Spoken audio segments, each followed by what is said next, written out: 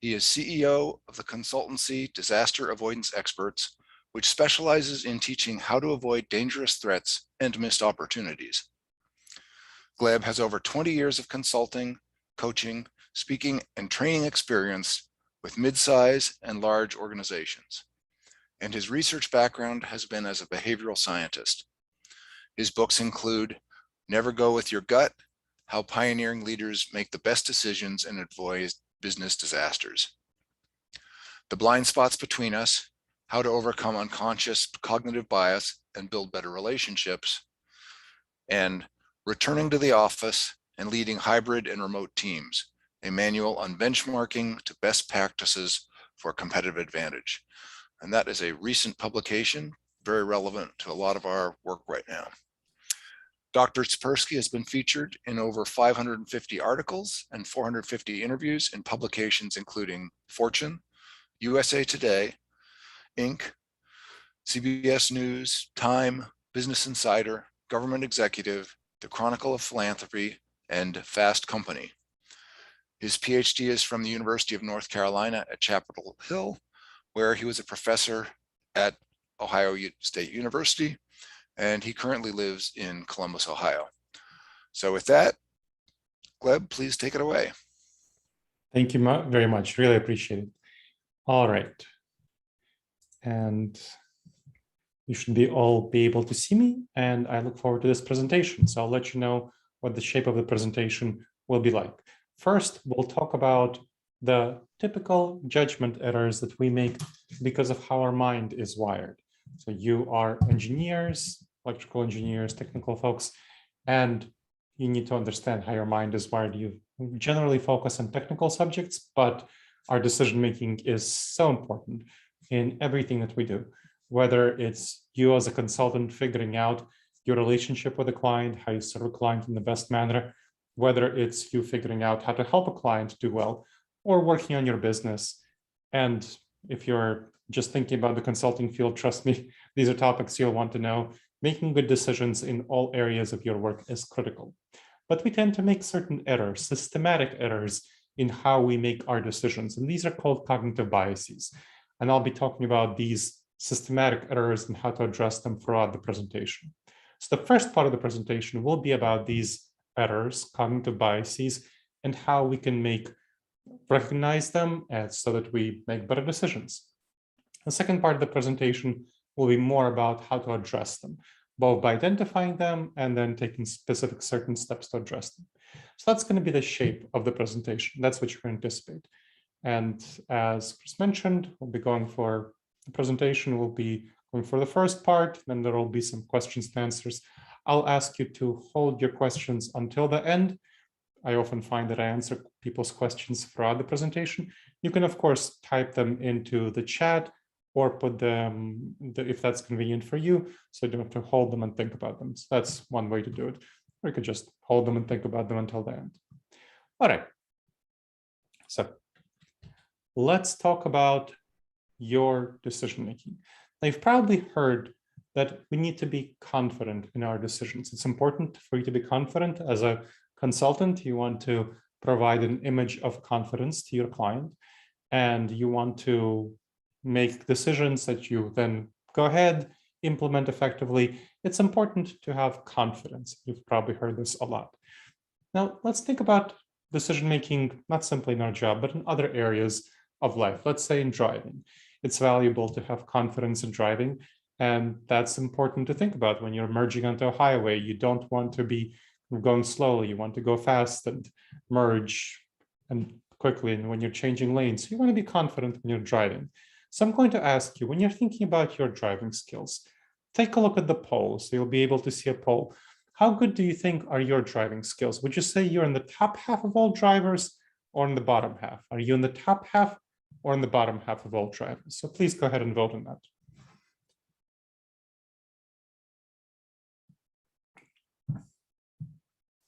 So about 50% participated. Let's give folks another 10 seconds to participate.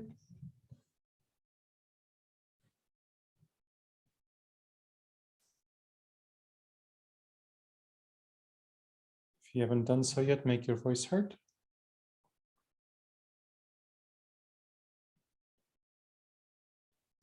All right. So we'll see that 92% of us are in the top half of all drivers and 8% of us are in the bottom half of all drivers. So that's the results we get, 92% and 8%. Now, as you can imagine, we should be, if this was accurate, but 50% of us should be in the top half and 50% of us should be in the bottom half. But that's the typical results I get. And I did this but not only simply in consultants with the IEEE, but I did a webinar for the national IEEE, which is how I got connected to the IEEE CNSV. So your local branch, similar results. You get these results pretty frequently, that folks perceive themselves to be better drivers than they are. And this is important to realize because this is a systematic error. It's called the overconfidence bias, where we tend to perceive ourselves as being better, or we're too confident in our skills and our abilities in our driving, in our ability to do things at work, to be consultants, to manage our clients, to make that sale.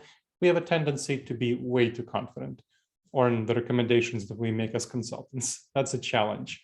So you want to realize that when people are very, very confident, when they say they're 100% confident about something, they bet the farm, they bet their career. Well, guess what? They're only right about 80% of the time. 80% of the time. No wonder that Las Vegas can make a lot of money, right? That's a problem for us, that we are wrong 1/5 of the time when we'd be willing to bet pretty much everything on the stakes. This is especially a big problem for people with more experience and more authority.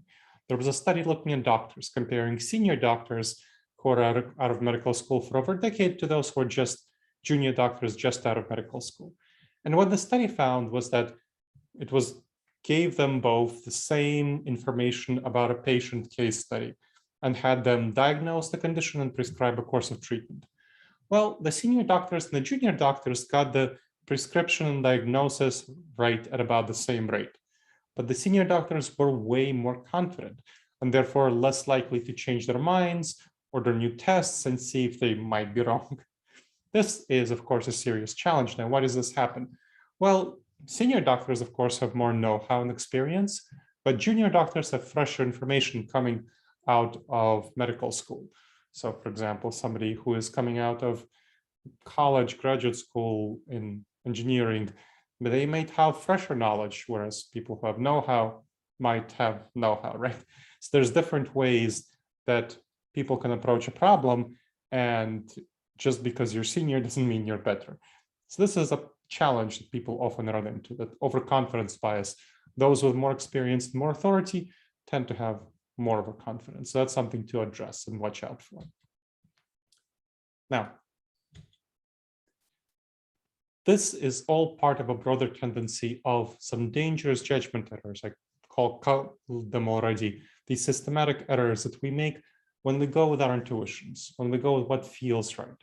You've probably had a lot of these figures who are gurus, Tony Robbins, Malcolm Gladwell, telling you to make your decisions quickly. Malcolm Gladwell tells you to blink, make your decisions in the blink of an eye. Tony Robbins tells you to be primal, be savage. So folks tell you to go with your gut, trust your intuition, follow your heart. Well, you know what? It feels very comfortable to do that. And there's a reason that Tony Robbins and Malcolm Gladwell get paid a lot of money. It feels good. It feels comfortable to be told what we already want to do. And that's how people get paid money, a lot of money. They tell us what we already want to do. That's, unfortunately, the research shows it's not a good idea. Our gut often leads us in exactly the wrong direction. It leads us into disastrous decisions. So it's something we really want to be careful about, because our gut reactions, our intuitions, are actually not valid for the modern environment. They're valid for the savanna environment. When we lived in small tribes of 50 people to 150 people, we were hunters, gatherers, and foragers. I mean, think about it. The modern environment with the internet has really been around since the 1990s, and this virtual world of work that we're heading into has really been around since the last decade. So this is not something that we are wired for.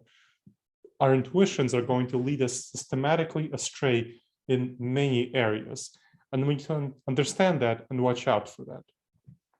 The specific ways that our intuitions lead us astray, the specific dangerous judgment errors that we make are called cognitive biases by scholars in behavioral science. I know a little bit about my background. These are cognitive biases. And they, again, come from our evolutionary background, that just the structure of our brain. Our brain takes low energy routes. It's known as a lazy brain. And therefore, we make poor decisions just because of the structure of our brain. Now, I'm going to ask you if you ever had this experience, whether when you felt that you were very confident that you were right, but you turned out to be wrong. So you felt really confident that you were right, but you turned out to be mistaken. Is that something that you experienced?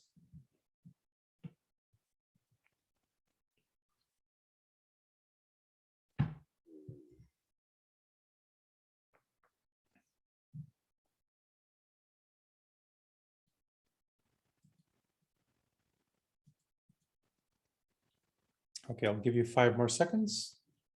You haven't participated yet.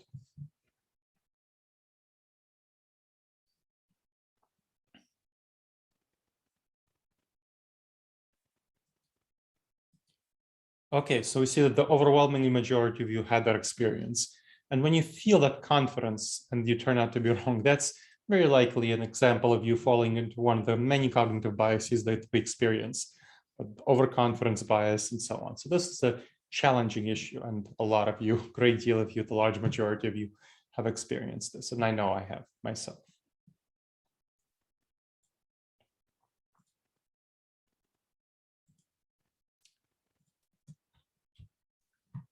Let's talk about some other dangerous judgment errors that we tend to fall into. One that's really important for engineers to watch out for is called the planning fallacy. The planning fallacy. We tend to underestimate the amount of time and resources, money, coding efforts, social capital that it takes us to accomplish certain projects because we feel that the future will go according to plan. You might have heard the phrase, failing to plan is planning to fail. Failing to plan is planning to fail. It's a phrase that unfortunately is somewhat misleading because the implication is that, well, if you make a plan, everything will be fine. That's not quite right. The much more accurate phrase that I teach my clients is failing to plan for problems is planning to fail. So again, failing to plan for problems is planning to fail. So you want to not underestimate these risks and threats and the resources that it takes us to address them.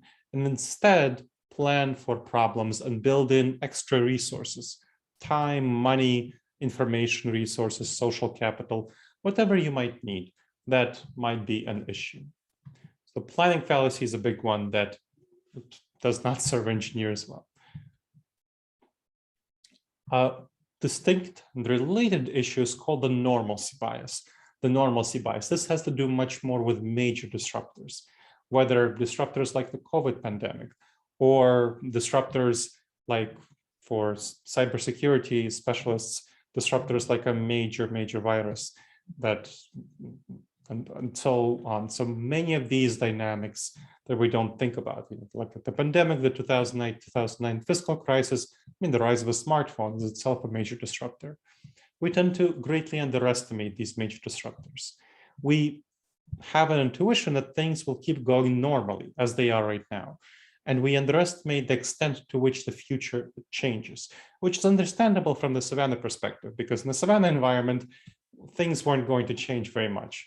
We needed to, it was going to be, well, the change of the season, spring, summer, fall, winter. That was the major change. And here in the modern world, we have many more disruptors, as I mentioned, but we underestimate the likelihood and the impact of these disruptors. We see the future as mostly in being like the past. So this is a big problem for us, the normalcy bias.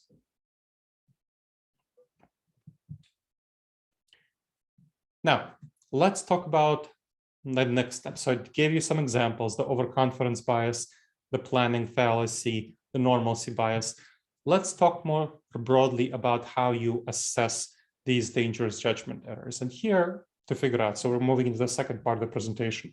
How can you recognize they're there? How can you know that they're there and take steps to address them? Well, you can use the assessment and dangerous judgment errors in the workplace. There are over 100 cognitive biases. You can take a look at the list of cognitive biases in Wikipedia to learn more about them. The assessment itself, I've developed it to focus on the 30 most dangerous cognitive biases in professional settings, including for you as consultants and engineering professionals, information service professionals. It evaluates their extent and impact on your workplace, what you're doing, and your work internally, and your work with clients, and then provides you with the next steps for addressing them. So it's a very useful tool in that way. Now I'm going to share my screen and you'll be able to look at the assessment, and we'll go through the assessment. I want you to bring up the chat feature because we'll be using up the chat.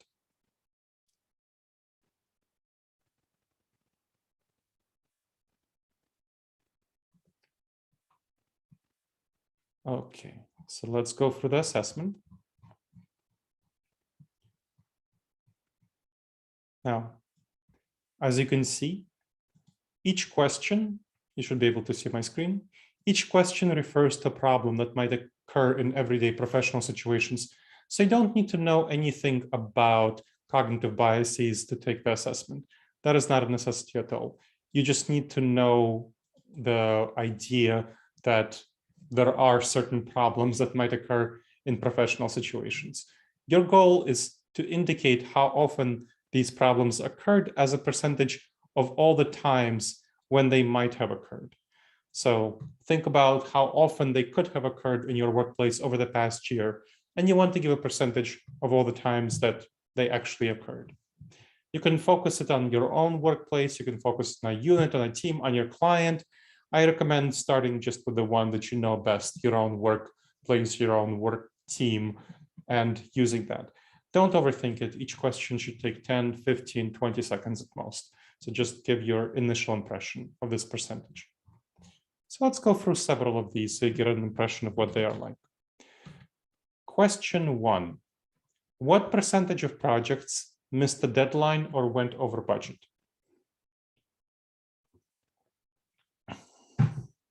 70%, 100%, 75%, 50%, 50, 90%, 60%, 50%, 90, 80%, 90, 70, 50, 20, 40%, 99, 90, 100%. So we see that pretty high numbers here. So this, of course, refers to the planning fallacy, where we tend to underestimate the amount of resources and time necessary to accomplish certain projects.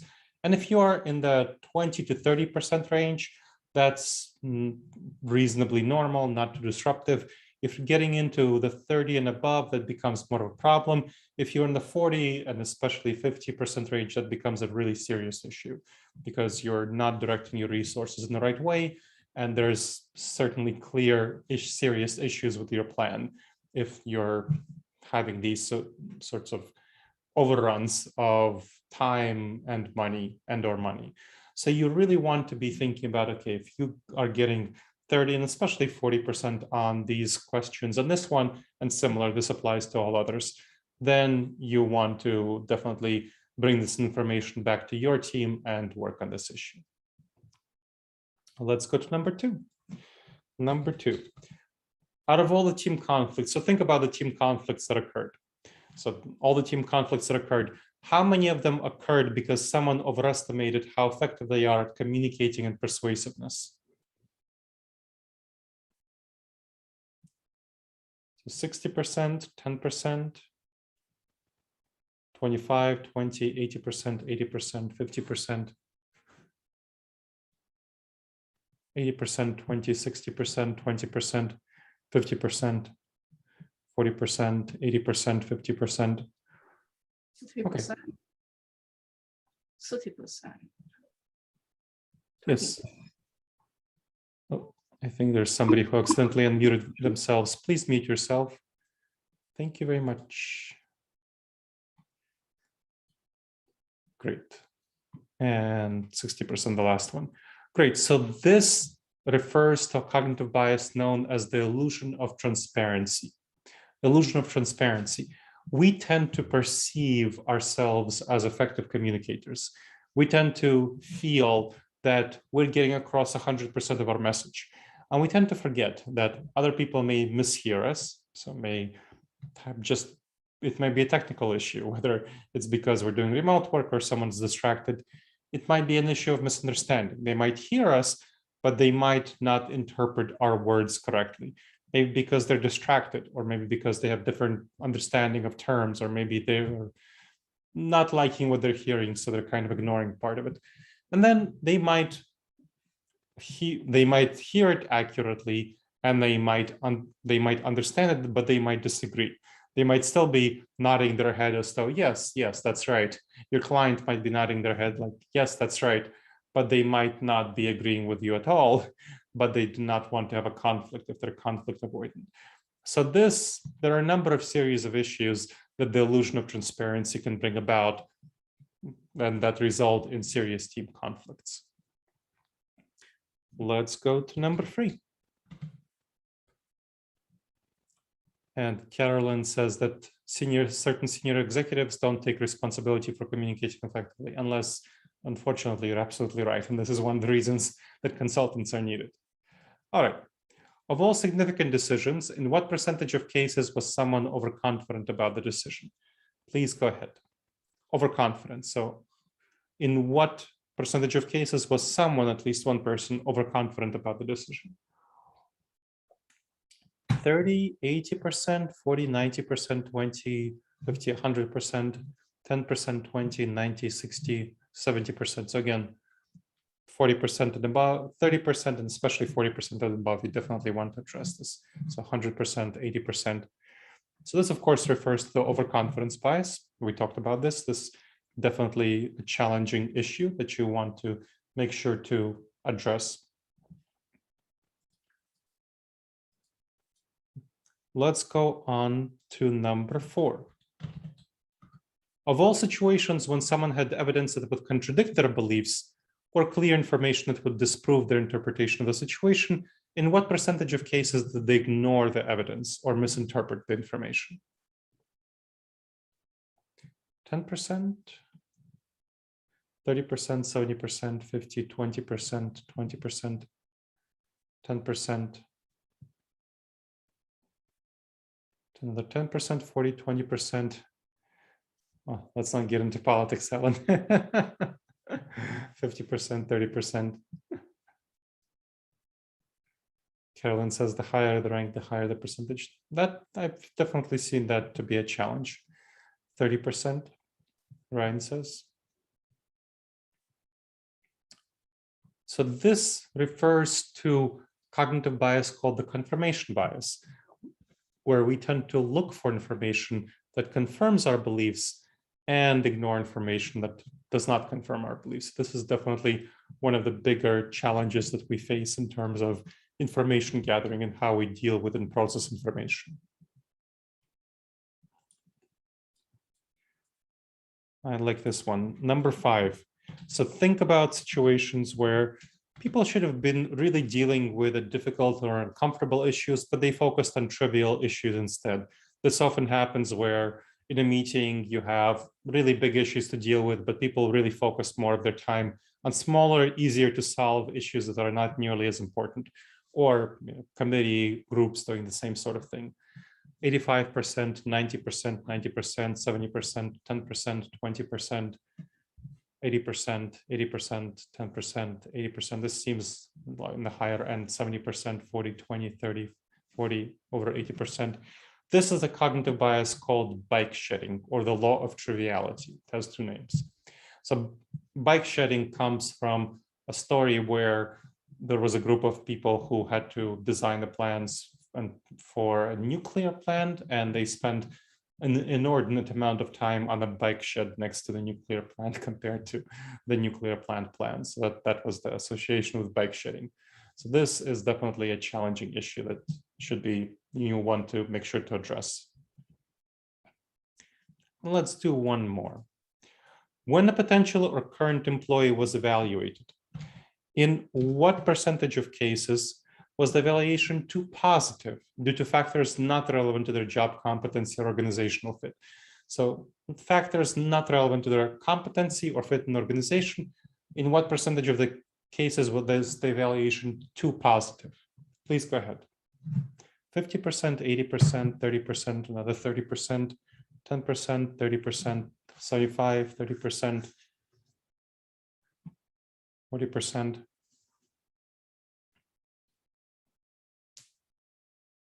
50%, 40%. So this refers to a cognitive bias called the halo effect. So the halo effect refers to the fact that when we like someone, when we like a characteristic of someone, some characteristic of someone, we tend to overvalue them as a whole. And Carolyn is right. When they're most likely, the evaluator is when it's most likely to happen, because this relates to tribalism. So the more characteristics a person shares with us, the more we tend to like them, not in all cases, but in general, the average is the case. And we tend to overvalue all of their other characteristics, even if it's something trivial, like which sports team they root for.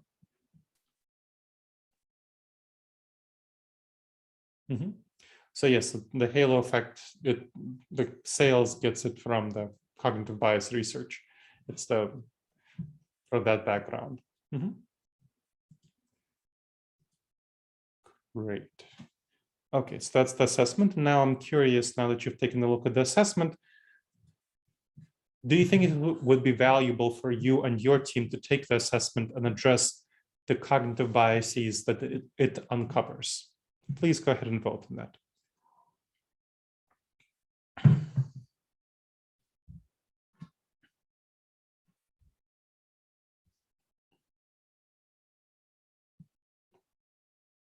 See, about just over half of you voted. I'll give you 5 more seconds to make your voice heard.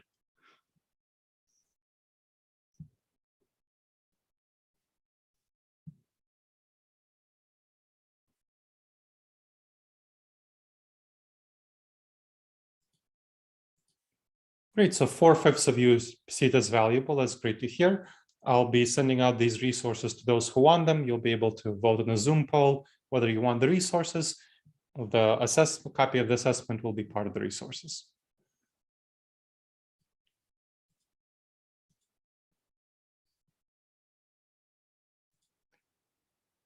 Great. Let's talk about a way to solve them. So the first way of addressing cognitive biases, of course, is to identify them using this assessment. And the assessment has some next steps for working on them, choosing which ones to work on. So the first step to do is have your team take the assessment. I see a large majority of you think it will be valuable. That's great. You can take the assessment yourself. You can bring it to your team, or you can just do it together. Now, what about actually controlling for these cognitive biases, addressing them? A great way to do so is a 5-question method to make decisions that are not going to be disastrous.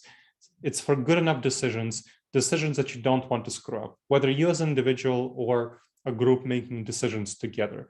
This is an excellent method to make sure that you don't screw up decisions. And that can be decisions as, sort of light as writing an email to your client that you want to make sure to not screw up. It can be decisions about how to structure a meeting, how to do an activity, of course, how to have some deliverables for a client, how to do internal work within your own organization for yourself, not for your client, how to collaborate with other people, networking, all of these sorts of things that you don't want to screw up. You make these kinds of decisions 5 to 10 times a day that you don't want to screw up. And this is a method that takes a couple of minutes once you learn about it, that you apply. So it takes only a couple of minutes if the method is right, and if it's wrong, you definitely want to take more time. 5 questions to avoid decision disasters. First question, what important information didn't I yet fully consider? So confirmation bias and other cognitive biases cause us to look for information that confirms our beliefs, which is a problem. You want to look for information that you didn't fully consider. Try to prove yourself wrong. So look for information that shows that you're wrong. That's the information that we're not likely to consider. If you can't prove yourself wrong, that's great. You're more likely to be right. If you can prove yourself wrong, that's great too, because then you're not going to make a bad decision. Another part of this question is important information. You don't want to fall into analysis paralysis and look for random information. Decide what information is important before you go and look for it, if at all possible, so that you don't get stuck in getting unnecessary information. Next, what dangerous judgment errors didn't I yet address? So which of these cognitive biases didn't you yet consider? Again, we tend to make serious errors when we fall into these cognitive biases when we don't think about them. The halo effect, or its opposite, the horns effect, might be relevant when evaluating people. When planning a project, the planning fallacy, the normalcy bias might be playing problematic roles. Once you go for the assessment a couple of times, you'll learn about these cognitive biases. It has the information about them at the end, so you'll be able to quickly bring these to mind. What would a trusted and objective advisor suggest I do? So thinking about that person who would be this angel on your shoulder, what would they suggest you do in this situation? What would you tell a friend who you trust in such a situation, who you want to give good advice to? So step outside of yourself. That's very helpful to get that outside perspective. And then, of course, if call the person who would be your mentor figure. So whether it's a fellow consultant, whether it's someone who is a peer, maybe someone who is in your chapter. So get their advice and take on things for more important decisions. Next, how have I addressed all the ways this could fail? So think about the ways that this process, this activity, this decision can fail. Imagine that it completely failed. Now think about, well, what can you do in advance to prevent these failures? What led to these failures, and what can you do in advance to prevent them?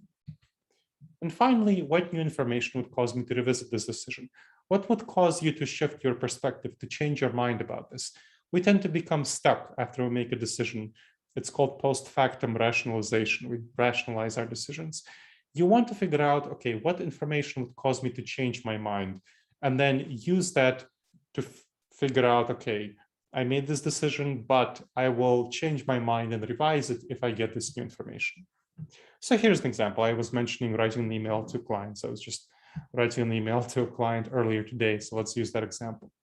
What important information didn't I yet fully consider? So I was trying to get a client to do something that is a little bit of a hassle for the client to do, but that the client really should realize is in their own best interest. And of course, I realized it's in their interest. What didn't I yet consider? As I was going through the email, I finished it and then I went through the 5-step process. Well, I didn't really fully consider why the client might not want to do this thing. And it's some emotional discomfort. So it's a difficult conversation. And so that emotional discomfort is something that I didn't fully consider. So I addressed this in the email saying, hey, I understand this will be an uncomfortable conversation, but it's going to be really valuable for you going forward, not to keep allowing this sort of thing to occur. Dangerous judgment errors. So the illusion of transparency was definitely a major one where I might have miscommunicated. So I was looking out for that and correcting it, editing the email to address it, and a couple of others. A trusted and objective advisor. So I stepped outside of myself and I looked at this from an outside situation and seeing, okay, what's the situation? What's the client intentions? What are my intentions? How does this appear to the client? What's the relationship like? So thinking about that. Next, how have I addressed all the ways this could fail? Well, the client can be distracted. The client can be in a negative mood. I'm asking the client to do something a little bit emotionally difficult. So I read the email as though the client may be distracted in a bad mood and edited it to really avoid any sort of pressure or negative information, kind of negative attitude that could be perceived as pressuring the client. What new information will cause me to revisit this decision? Well, if the client doesn't respond to me in a timely manner, usually the client responds to me within a day. Now I set myself a timeline of, okay, if the client doesn't respond to me in 3 days, I will text the client and see what's up. And if I didn't do that, and this is a tricky email, and the client didn't respond to me, I'd get increasingly anxious and worried and what's happening. But now I have a clear timeline. It's 3 days. Client doesn't respond to me. I know what I'm going to do. So that's a way of implementing this 5-question method to avoid decision disasters. Now, what do you think of this methodology?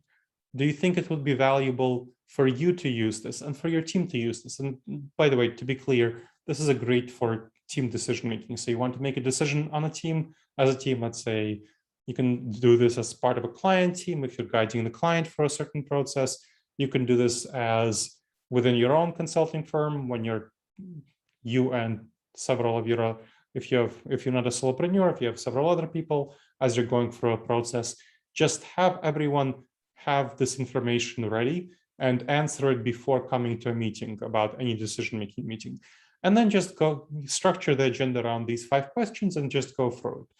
And I can guarantee to you it will cut down a lot of time on unnecessary tangents and circling back to issues. It really gets you to a very efficient place. And you can be confident that the decision will not be screwy, or much less likely to be screwy.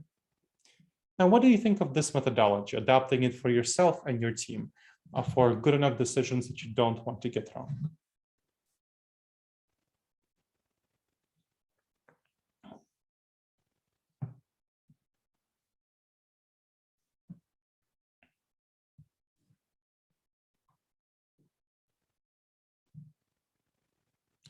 See, about just under half of you participated.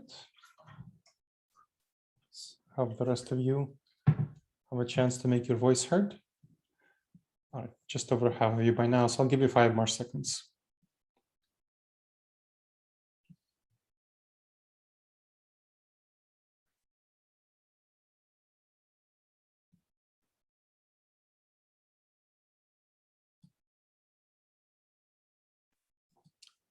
Okay, so we see that this is definitely popular, somewhat more popular than the assessment. That was at 80% and this is at 89%. So that's great. Start using it yourself and bring it to your team, and they will send you resources to use this in your context.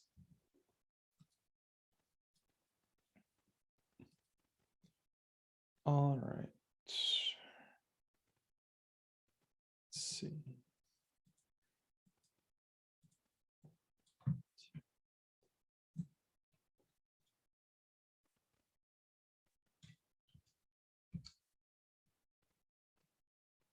Okay, so now we'll go on to breakout rooms.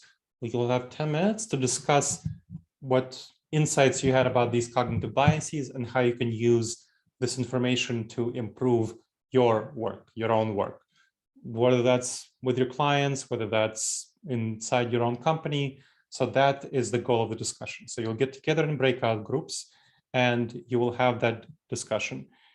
So like I said, it will be 10 minutes, and after 10 minutes, there will be a countdown timer of 60 seconds where you will be able to see the time. So you'll know that it's coming up. You don't need to leave the room. Just know that the time is counting down. So wind up the discussion. And after we have the breakout rooms, we'll have a broader conversation about these topics. Okay, so you'll be able to see that the rooms are open. Please go ahead and join them.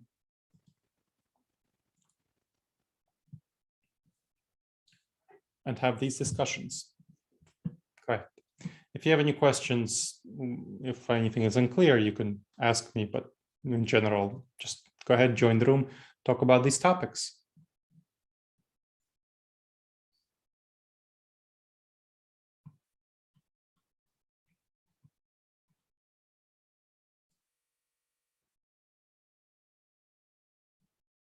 And if anyone of you has any technical issues, let me know.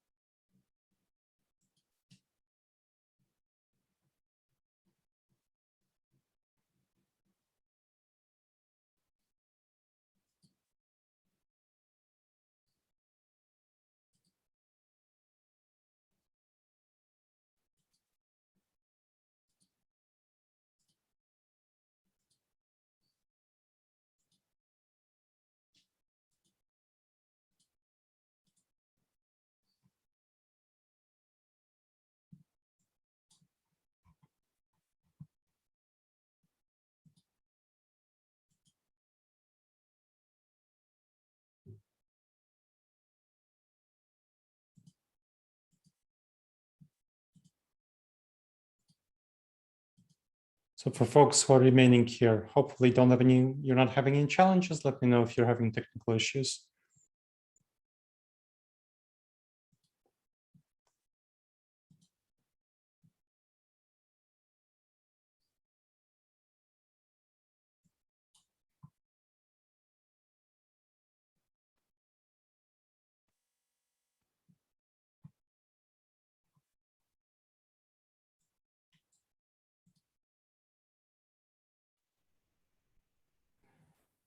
Hale, was there a question that you weren't certain about? Somebody asked for help in this room.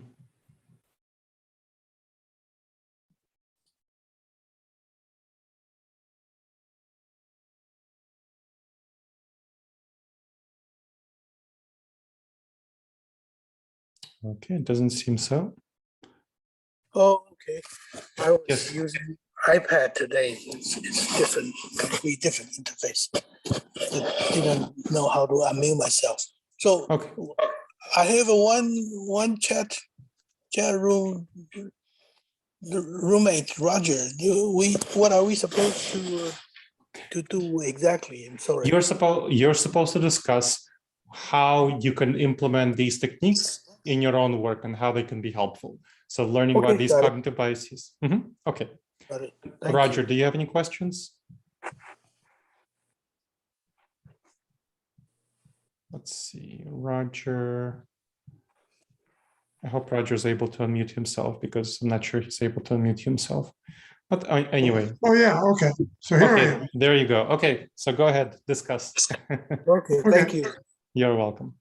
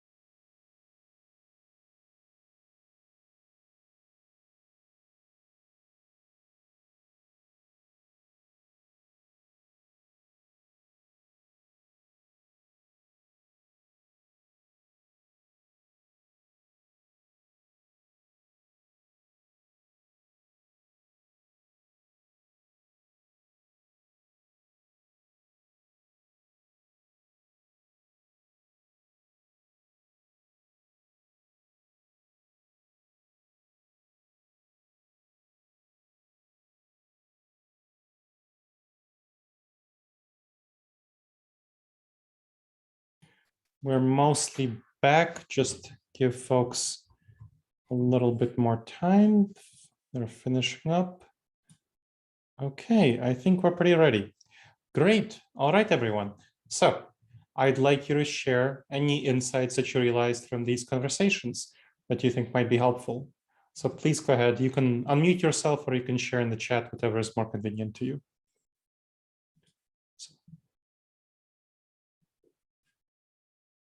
So mute yourself or share in the chat your insights from these discussions.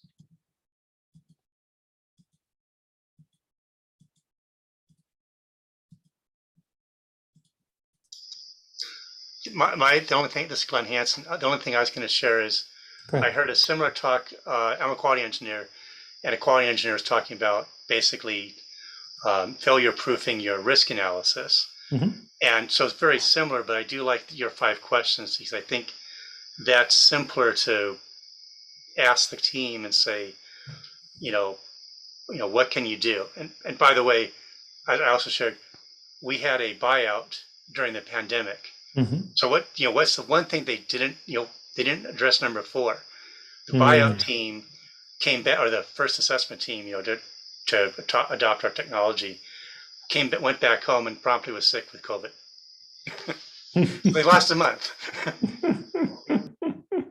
Thank you. I appreciate that. And that I'm glad. Yeah, these questions are very quick. Once you get used to doing them by yourself, it takes a couple of minutes. And again, for a team, it's a very brief time to do and very helpful to address these sorts of problems that you point out. Thank you, Glenn.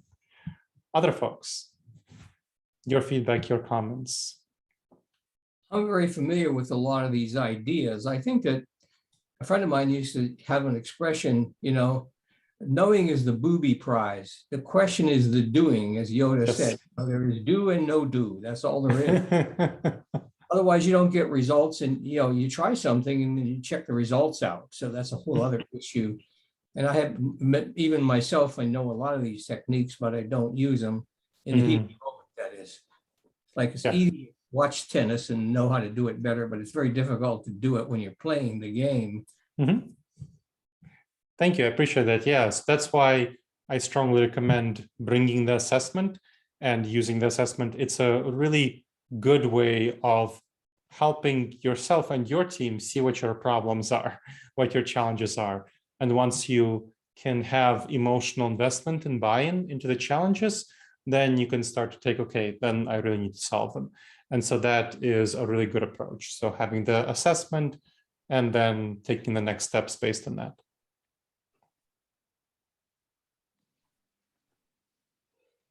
I have a comment, or some of the small teams or startups are generally a lot more unstructured, and they're the people who need more analysis and decision making. I mean, basically overcome these biases, but they're fighting too many fires, and the bigger corporations who have more processes and procedures, they may be more willing to put this as part of their structure. But the guys who really need are the small companies. But the dilemma is how to convince them. Basically, the startups can benefit a lot more. Again, I'm using startups as a placeholder or example, but it can apply to many situations. The people who really need are not willing to spend the time. That's my point. Oh, well, okay. So 2 aspects of the question. I worked in companies as diverse, ranging from Aflac to Xerox in terms of Fortune 500 companies. My last client was a large company, is a Fortune 200 company called Applied Materials that does high-tech manufacturing. So I'm sure there are some IEEE members in it. And that's a large company that was implementing, it found it quite valuable to implement some of these methods because they were not using some of these methods before, and cognitive bias is not one of them. Right now, and there are many entrepreneurs who implement these methods, so startup founders. One of my recent clients was a large, mature, late-stage startup. It's a unicorn. It was 1.4 billion at the time that I worked for them that was implementing these methods. Right now, I'm working with the University of Southern California to implement these for their Viterbi School of Engineering, so again, from IEEE. So there's a lot of different companies and organizations that are implementing these. And what you find is that entrepreneurs definitely do find these, and startups definitely do find these methods helpful if they realize the importance of working on the business, not only in the business. And that's usually entrepreneurs who had a previous failure or two and realize that, okay, they can't just go along and run full barrel and think everything will be good. There was a question I wanted to address. Carolyn asked about the works on Robert Cialdini, influence and persuasion. Yeah, a great researcher, and he writes good books. So I think that his overlaps obviously with these issues. I don't focus so much on sales training and persuasion. That's not my area of expertise. I focus on decision-making and bias, but his area is quite respectable. I've read his books, and I think that he definitely has a lot of valuable insights.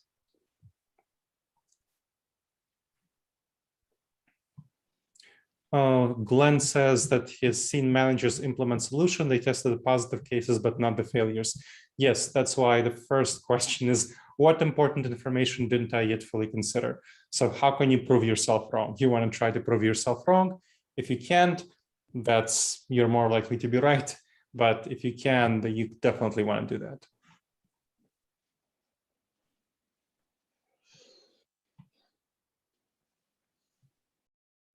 Okay, other folks. I see there's other comments in the chat, but nothing I think I can contribute. Other folks, other comments, other insights from the discussions.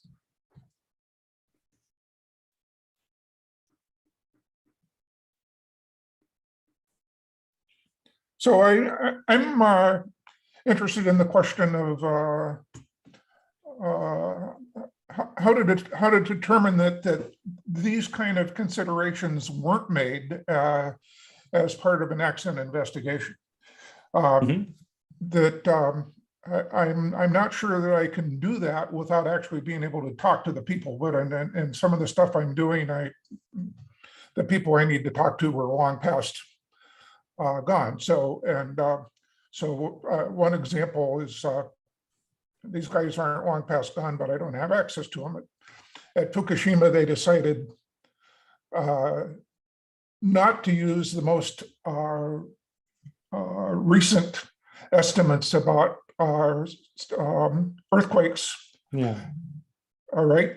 And one could say, yeah, they didn't decide to do that. They should have thought about that more. Mm-hmm.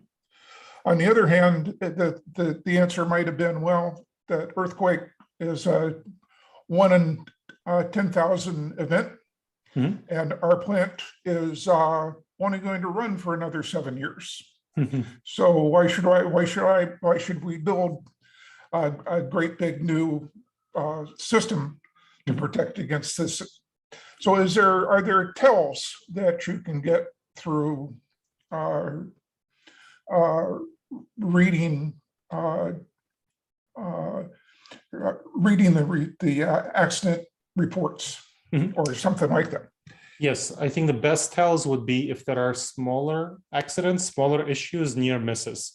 So if you are seeing that there are near misses, if you're seeing that in previous history, that there are issues with organization, that safety is not being quite followed, which when I look at the Fukushima, so I work with nuclear companies. Entergy is one of my clients. And when looking at Fukushima, from my understanding of the situation, they did not follow a number of regulations or best practices, let's say that, where they should have. So you want to look at whether there are near misses, whether there are minor accidents, minor issues going on.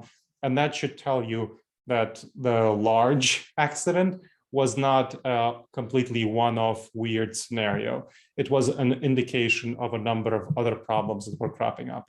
And so that is the kind of things that you want to be looking for. Well, I mean, that was very clear, but it could have been a very rational decision too, to say, oh, I've got a 10-year I've got a plant that's only going to sit here for another 10 years, Mm-hmm. but the accident probability is 1,000 years. And the probability of an accident that large is only 1,000 years. Right. So you want to estimate the probability and the impact. Yeah. One is the probability, one is the impact. What is the impact if that happens? And the impact is incredibly outsized in terms of not simply people. I mean, I think it was, there were the vast majority, I think only one person died of cancer. The vast majority of the people who died because of the evacuation. Yeah. But the consequence was, I mean, that was kind of a panic response, but still a lot of people died. The consequence was the shutting down of nuclear plants in Japan, in Germany, in Taiwan, in many, many other places. That, I mean, that's an incredibly huge loss for not simply the nuclear industry, but for the world. Think about the climate change damage that was caused by all of these closing. Think about the jobs lost and all of these other problems. That's an incredibly high impact. So maybe it's a low probability of occurrence, but it relates to the normalcy bias, where we underestimate the likelihood and the probability, the likelihood and the impact. So you want to combine those to evaluate what you should be actually doing and addressing things. Yeah, well, so if I worked at IEEE for a number of years, and I was never very happy with the. Well, when I got to know the Japanese regulators, I was not impressed. But apparently on the day before the event, the Japanese regulators were there talking to the plant people saying, you know, you need to be thinking about this because we're going to make you do this pretty soon. Just a little bit late to the ball game. Yeah. Yep. Thank you.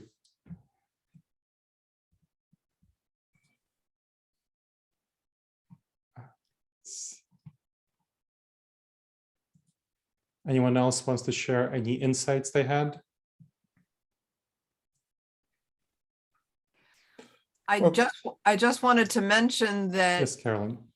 if one got the team to incorporate these questions as part of their process, yep, that could be a way of being able to raise questions without the political consequences sometimes. So I can see this, if it were adopted as part of the process, then you'd have a way of discussing concerns that people had that they may not feel comfortable raising, especially if it's a more senior person who's just blithely saying, oh, we should do it this way. And, you know, damn the consequence, and not taking responsibility for consequences, et cetera.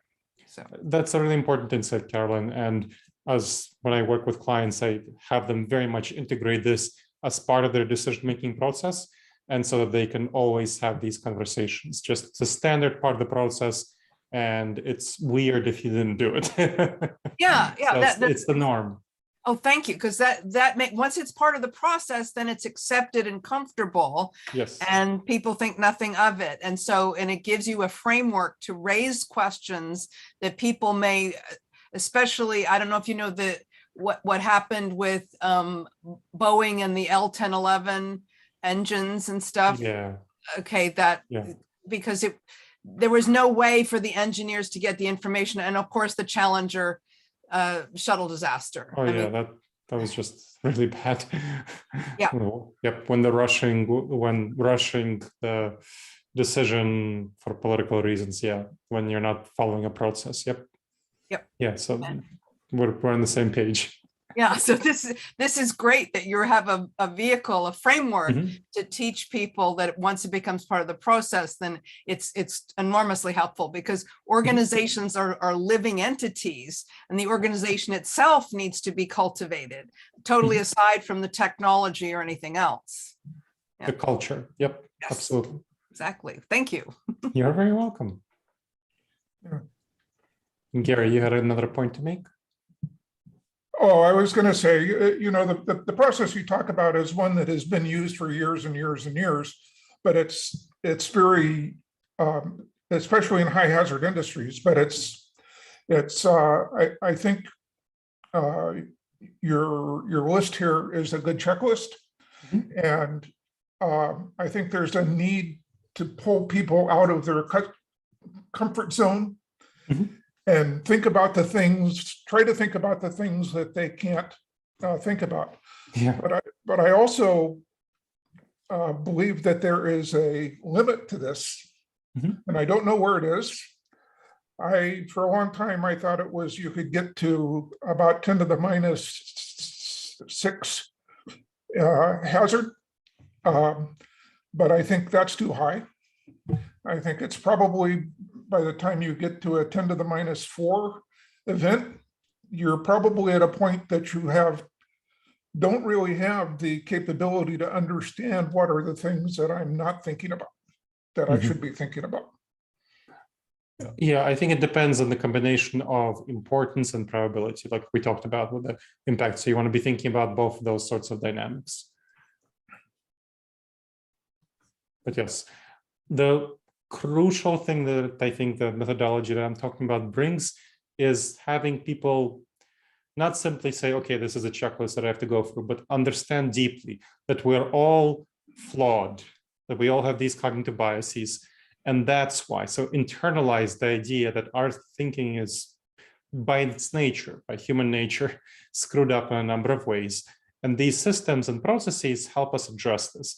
But if you don't have that first component, which is why I presented about the cognitive biases first, a lot of people will cut corners and skip aspects of this process if they don't internalize and accept that our thinking is just inherently not very well oriented and organized. I actually think that just having the concept of cognitive bias is an important thing because we have been doing these things for a long time, but sometimes we forget why we're doing it. Exactly. Yep. Very much so. All right. Great. So I had a comment. Yes, please go ahead. Carolyn Masters brought up Boeing, and I thought she was going to address 737 MAX, which is a much more recent problem. And they're reading a report that was published, I believe, in IEEE Spectrum. Someone noted that they moved the engines forward on the wings, which would change basically the thrust center of gravity. I forget the exact phrase, but the way that thrust would be applied to the frame, the wings, and everything. And then they were going to use software to hide that fact. Oh. And that was, the software was called MCAS. And lo and behold, the software had bugs and 2 planes crashed.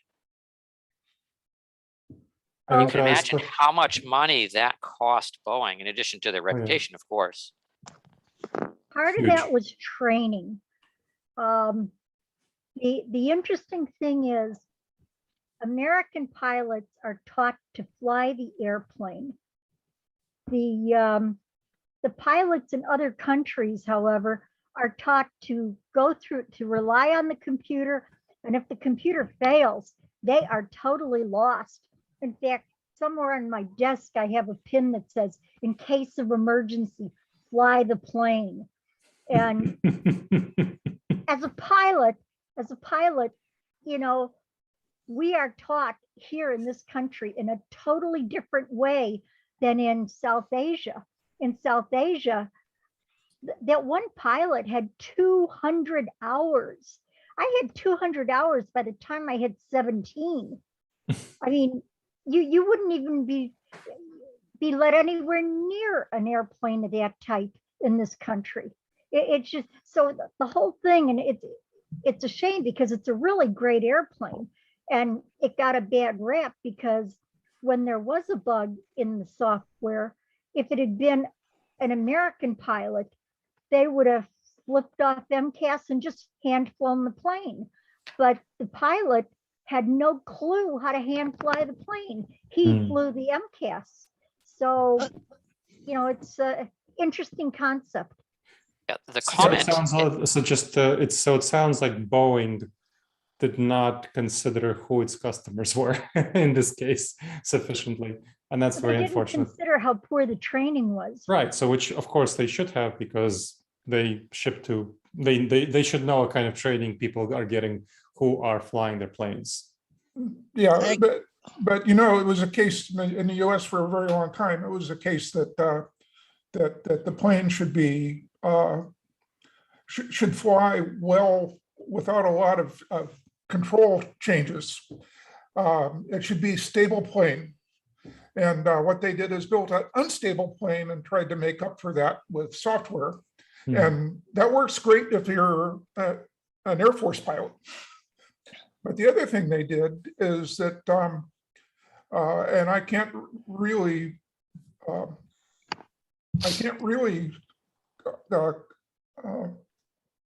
believe they did this, is that the system that was doing the dynamics was a 1 out of 1 system. Oh, no but backup. you could, but then you could buy a 1 out of 2 system if you wanted it. And the Americans, I think, bought 1 out of 2 systems.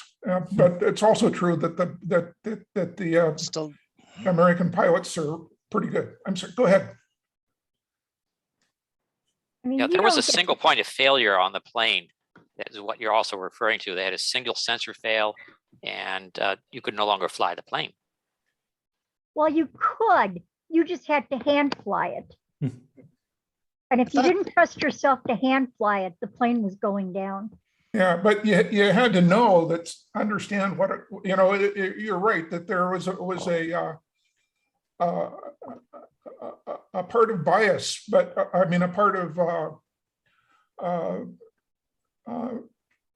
a training, but that some of these planes, the aircraft that went down, that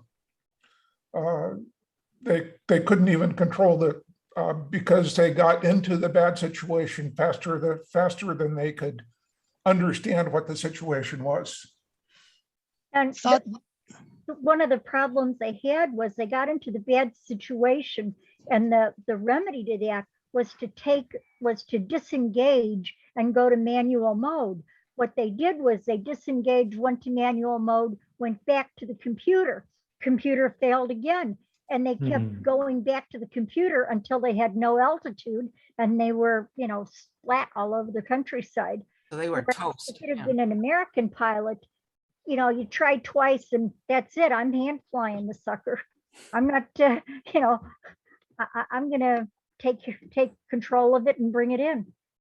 I thought there was also a business problem with this, that Boeing essentially said that you did not need new training. It worked like the old system, because otherwise the pilots would have to go back through remedial flight training before they could take the new system in. And so there was some type of statement that they didn't need to do this. And so pilots didn't go through the flight simulator training with this. Well, they went through the sims, but they didn't go through a total retraining. They just went through incremental training. And, you know, I've seen my nephew flies the 737 for United, and he flies the MAX. So I'm fairly comfortable with it. But it, again, it depends on where the pilot is coming from. The pilots in this country, the couple hours they got in sims was enough.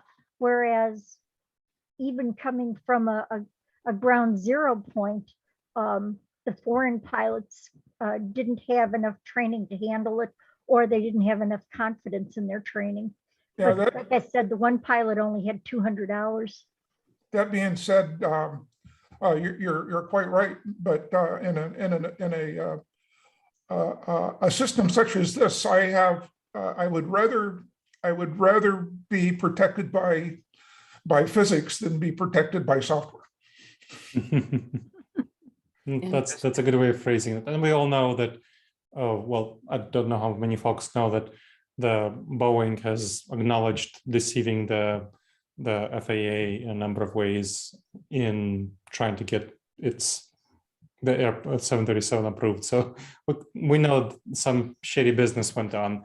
It's not simply American pilots. Boeing does have some blame for the situation, pretty serious blame in terms of knowledge that there were some issues. Yeah, I posted a link to the IEEE Spectrum Thank article. you. Oh, good. Ah, very interesting. And when I first mentioned this, I misspoke. I meant to say the Lockheed's L-1011 with Rolls-Royce engines that didn't pass the chicken test. Now, this is going back a lot more years, I think to the 1970s or something. So the Rolls-Royce engines, because of the materials they were made out of, a jet engine has to take a flock of birds in through the engine and spit bones out the back and still fly. And I think the graphite that the blades were made out of in the Rolls-Royce engine that Lockheed had spec'd in couldn't do that. And it took them a couple of years before so basically they lost ground to the 747 because they would have come out first. And they lost ground because by the time they finally learned this, they were 2 years behind in their schedule. Because the engineers couldn't get the information up and through the organization to the executives. Oh, okay. Thank you. It's interesting to note that Airbus did the same thing with raising the engines, but their wing was higher off the ground to begin with than the 737. So when they made the larger nacelles, they didn't have to push it forward on the wing because they had ground clearance. All right, folks. So that was a great discussion. Let's get to finalizing the presentation. So the key takeaways that you want to be thinking about as we're coming. Oh, let me actually make myself spotlighted. So the key takeaways that you want to be thinking about, and we had this great conversation, you want to think about these cognitive biases, have this awareness. As Gary was saying, this is really important to have this awareness and to convey it to others on your teams. Cognitive biases like the normalcy bias, the planning fallacy, the overconfidence bias, they cause us to make bad decision-making errors. And you want to know about these specific cognitive biases as well as the fundamental principle of cognitive biases. Addressing and assessing these will help you. The assessment on dangerous judgment errors will help you with that, and you'll get a copy of that.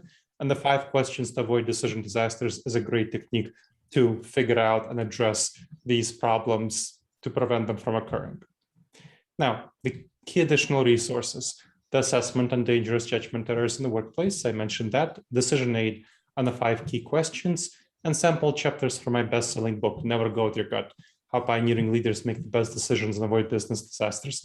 And then if you would like some help integrating this into your work, I'd be happy to do so. I have 3 coaching slots open. So first come, first serve, click on the link that you'll get in the email and you will get the coaching session. And now we'll do the same thing for polls for those who want the resources. All right, please go ahead and vote on whether you'd like the resources. And welcome to take any additional questions. I know we still have a couple of minutes remaining, so happy to take any more questions.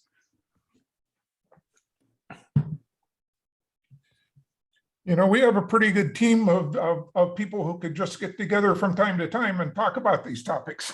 Oh, good. Excellent. Well, what you'll want to do, I recommend bringing both these assessment and dangerous judgment errors and the 5 questions to them. It might be useful to take as a whole team to take the assessment and then discuss it.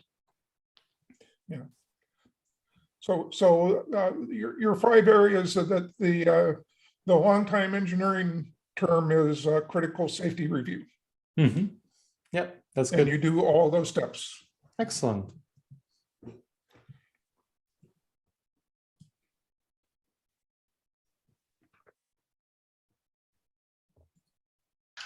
It sounds like we don't have any more questions at this point, and we're at the end of our time.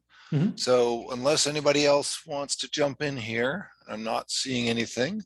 I guess there's a final question there in the chat, how to deal with overconfident people who would not listen to others. So what you want to do in those sorts of situations is help assign probability. So there's someone who's overconfident and saying, hey, so you feel that this will happen. What's your likelihood that this will happen? And they'll say 90%, 100%. And then see if it does happen, what they're saying will happen. And that way you can keep a track record and show them that they tend to be overconfident and they make poor decisions, of course, if we're overconfident. So that's a really good way of helping people calibrate. If they're not initially listening to you, you will help them calibrate by making them put their predictions down on paper. And that will be a helpful way of going forward. Great. Thank you very much, Gleb. Sure. Brian here. We've been in communication via email, but I want to thank you very much for your presentation tonight. You're very welcome. All right, everyone. And Henry asks, yeah, so I'll send you those resources if you voted for them. Great. You have a good day. Right. Thank you very much. Thank you very much. Bye-bye, everyone. It was great.